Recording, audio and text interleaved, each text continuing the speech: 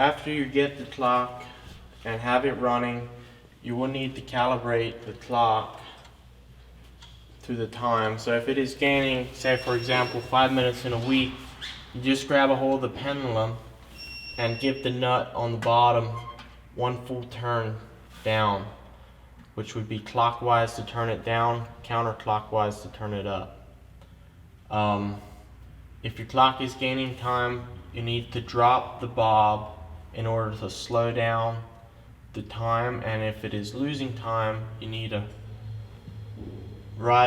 put up the bob a little bit to make it run faster. So a good quote to keep in mind is the lower the slower. That means the lower the bob is, the slower the clock will run. Once you made the adjustment, use your same steps as before.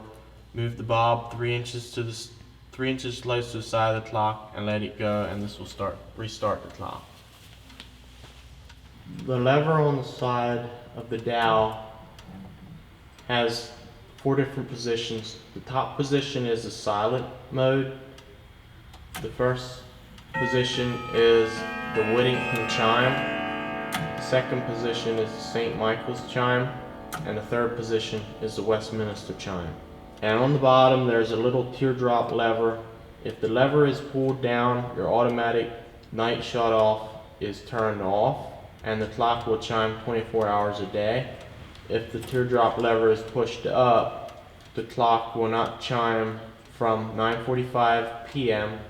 to 6:45 a.m. If this sequence happens during the daytime, advance your clock by 12 hours. If you move the clock from one position to the other, you may need to adjust the tune of the hammers, which you can hear if they're in tune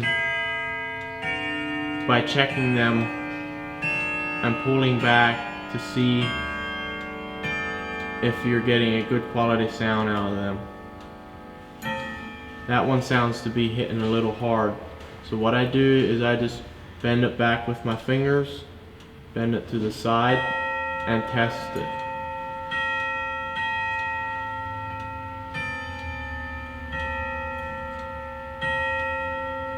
There we go.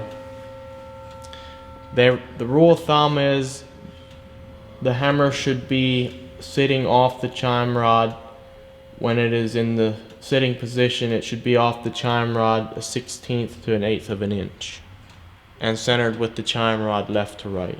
If you're not comfortable with making these adjustments yourself, contact your local clocksmith.